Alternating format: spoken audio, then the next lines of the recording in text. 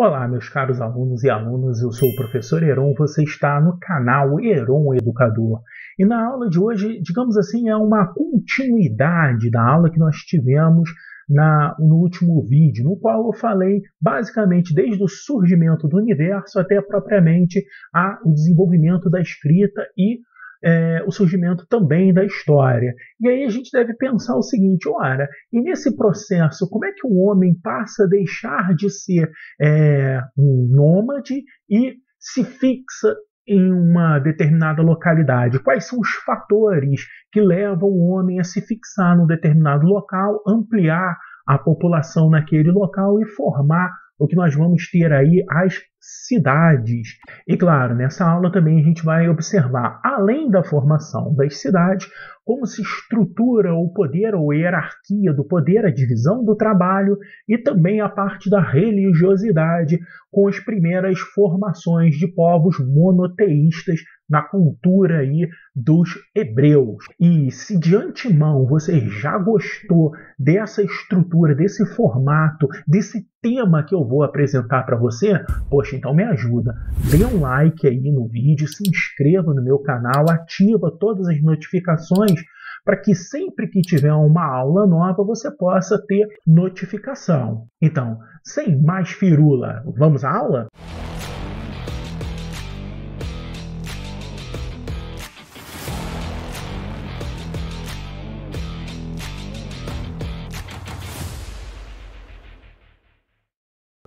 E claro, eu já começo mostrando para vocês aí o surgimento das cidades. E o objetivo que a gente vai apresentar, digamos assim, é que um homem que vivia perambulando entre um local e outro, um homem nômade, que buscava sempre uma condição ali para que ele possa sobreviver, ele começa a perceber que é necessário dominar a natureza. E o domínio da natureza passa necessariamente pelo desenvolvimento da agricultura. É a partir do momento que o homem consegue controlar a agricultura, ele consegue se fixar dentro de uma determinada localidade. E nessa situação de fixação numa localidade, é importante que a região onde ele se fixe seja uma região formada basicamente por grandes rios, que tenha a possibilidade de que com esses rios fertilizem a terra e eles possam produzir. Então, num primeiro momento, o homem deixa de ser nômade, passa a ser sedentário quando ele encontra condições materiais para que ele possa desenvolver a partir dentro daquela localidade. E esse desenvolvimento se dá basicamente por um crescimento populacional, e aí a gente vai estruturando a formação das primeiras cidades. E eu vou destacar que as primeiras cidades vão vão se formar no chamado crescente fértil entre os rios Tigre e Eufrates, na chamada região da Mesopotâmia, e também ali no rio Nilo, onde tem o desenvolvimento da civilização egípcia, que a gente vai falar mais destacadamente numa próxima aula. E, claro, a primeira cidade, digamos assim, que a gente vai perceber aí o desenvolvimento da primeira cidade seria Jericó, na região onde é hoje a Palestina, isso aí há mais ou menos 11 mil anos atrás. E a gente tem ali uma maquete do que seria essa cidade de Jericó. Bom, eu vou destacar para vocês aí algumas cidades dessas regiões, como, por exemplo, as cidades de Ur e Babilônia, da região da Mesopotâmia, região que fica entre os rios Tigre e Eufrates, que eu já mencionei para vocês. A cidade de Ur é a cidade onde vai ser conhecida, digamos assim, principalmente para aqueles que costumam ler a Bíblia, como uma cidade dos povos ali chamados caldeus. É da cidade de Ur que vem, por exemplo, Abraão, o grande patriarca do povo hebreu. Uma outra cidade de grande importância também é a cidade de Babilônia, onde vai ter grandes monumentos como jardins suspensos, por exemplo. E, claro, as cidades que vão se desenvolver ao torno do rio Nilo, formando ali a civilização egípcia, que é outro ponto de extrema importância. Lembrando que a gente já está falando aí não mais da parte do Oriente Médio, mas sim do norte da África com o rio Nilo.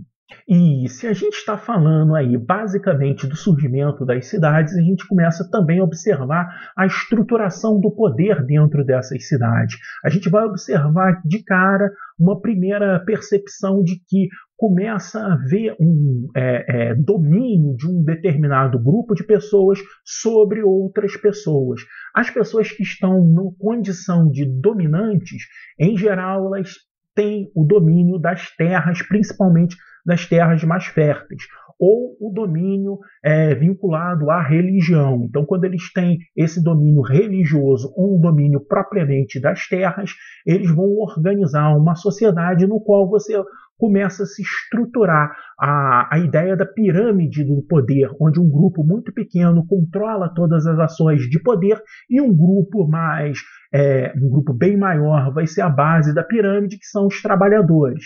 Dentre esses, os trabalhadores livres, que seria uma ideia aí dos camponeses, e também dos trabalhadores escravos. Uma vez que a gente está falando de antiguidade clássica, a gente deve citar a escravidão. A escravidão, em sua maioria esmagadora, era feita através de guerras, onde um grupo de uma determinada cidade, de uma determinada população, se organiza militarmente para dominar outro grupo e fazer desse outro grupo os seus escravos. Se a gente observar as grandes civilizações da antiguidade, todas elas vão ter uma estrutura, uma base de produção, uma base hierárquica voltada para a mão de obra escrava. Ora, e dentro dessa percepção aí de dominação, como eu já disse, quem detinha a terra vai ter o poder. E essa terra, ela vai ser, digamos assim, destinada a um determinado grupo de pessoas para trabalhar nessa terra em troca de alguma coisa. Então, basicamente, a terra me pertence e eu entrego essa terra para um grupo de pessoas trabalhar. Em troca desse trabalho aí, as pessoas vão poder pegar parte dessa produção e outra parte fica para mim. Isso quando você começa a pensar numa estrutura cada vez mais complexa de poder, você vai ter também a parte da tributação, onde eu, que sou dono dessas terras, também tenho que pagar uma série de impostos, de tributos a um superior. E nessa perspectiva de haver um superior, geralmente é alguém que detém muitas terras ou que é aquele que detém o poder dentro da sociedade vinculado à coerção, ao exército, ou o poder que vai dar a proteção para a população. Então, tudo isso começa a se estruturar uma ideia de quem manda e quem obedece, e aqueles que obedecem, entre a obediência, também devem apresentar aí alguma forma de tributação. E a partir dessa forma de tributação, a gente vai ter uma série de desenvolvimentos dentro da humanidade, como a própria escrita que eu citei na outra aula. E claro, a gente fala de tributação também, a gente vai pensar que aquele que tem uma terra maior, aquele que vai produzir mais nessa terra, ele vai gerar um excedente.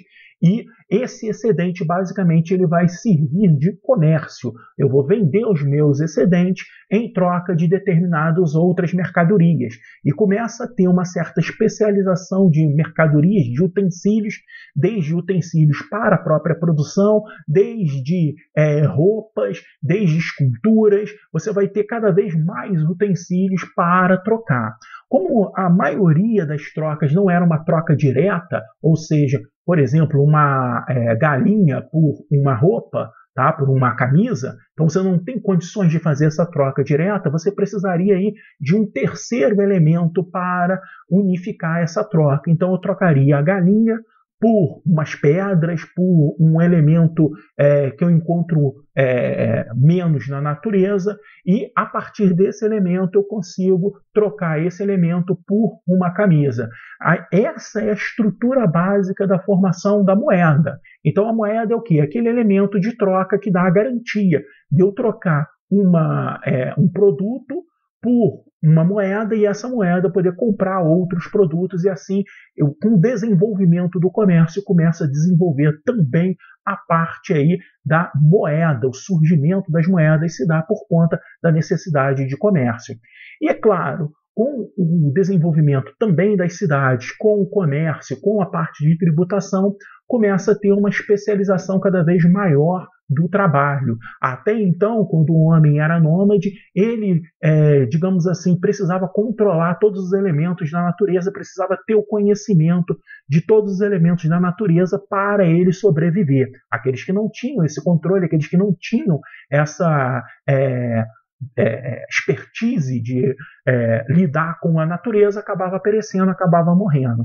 Como agora as sociedades estão sedentárias, fixadas dentro de grupos que a gente vai observar a formação das cidades, não há mais ter essa expertise toda. E a partir desse momento as pessoas começam a desenvolver outras habilidades para a produção. Habilidades essas que podem ser habilidades desde produção de artesanato, como habilidades para o comando militar, para a guerra, para a batalha, ou até habilidades para você escrever. Os escribas, aqueles que escreviam, que tinham conhecimento, eles sempre se destacavam dentro das sociedades, sempre se tornavam pessoas líderes e com maior poder. Então, a partir desse momento, você começa a ter a chamada divisão internacional do trabalho, onde cada um passa a exercer uma determinada função. Ainda que, na maioria das vezes, essa função ela acabava passando de pai para filho. Assim, um ferreiro ele acabava ensinando o seu ofício aos filhos, que também se tornavam ferreiros, e assim por diante. Bom, é importante a gente também pensar que a religiosidade é algo significativo dentro dessas sociedades que se formam a partir das cidades. Na sua esmagadora maioria, a tradição da antiguidade era uma tradição politeísta, ou seja, a crença em vários deuses.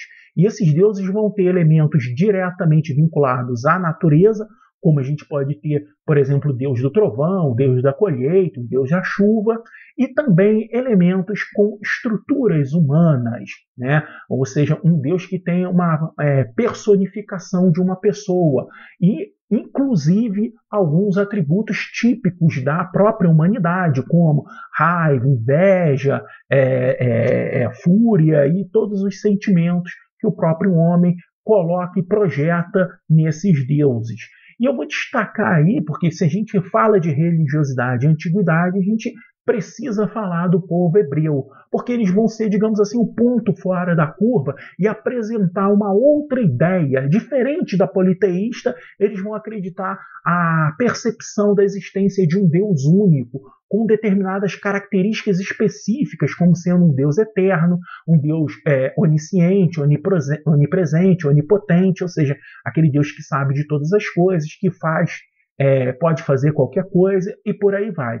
Essa ideia do povo hebreu, ele vai se apresentar basicamente através do seu grande patriarca, o Abraão, que eu falei já para vocês. Os dados mais ou menos históricos apresentam aí Abraão por volta aí de 1800 anos antes de Cristo. Então, a partir de Abraão, o povo começa a se desenvolver essa ideia do monoteísmo, mas ele vai ter um destaque ainda, os hebreus ainda têm um grande destaque para um profeta chamado Moisés. É esse profeta que vai conduzir o povo hebreu que estava no cativeiro lá no Egito para a terra prometida por eles, por Deus. Assim creem os judeus hoje, que são os descendentes do povo hebreu, dessa religiosidade que surge com o povo hebreu. Então eles são conduzidos até a região de Jerusalém. A gente pode observar ali a rota por qual passa o povo hebreu até chegar propriamente à terra de Jerusalém. E eu vou destacar que, a partir dessa perspectiva da existência de um povo que crê num Deus único, ele vai acabar se desdobrando nas principais religiões que nós temos hoje em número de adeptos, porque a base daquilo que crê o povo hebreu vai ser formado, chamado Velho Testamento da Bíblia, base para o surgimento de Jesus Cristo e do Novo Testamento da Bíblia cristã. Então, a partir do povo hebreu, a partir dos judeus, surgem também as religiões cristãs. E a partir dessa religião cristã também vai surgir a religião islâmica, ou seja, os muçulmanos. Vamos ter uma aula exclusiva sobre os muçulmanos para que você possa entender também como forma essa importante religião. Então, dessa matriz comum dos povos hebreus vão surgir a ideia do monoteísmo, a religião judaica, depois o cristianismo e depois o islamismo. Bom, eu vou ficando por aqui, agradeço demais por você ter assistido essa aula até o final e até a próxima. Valeu!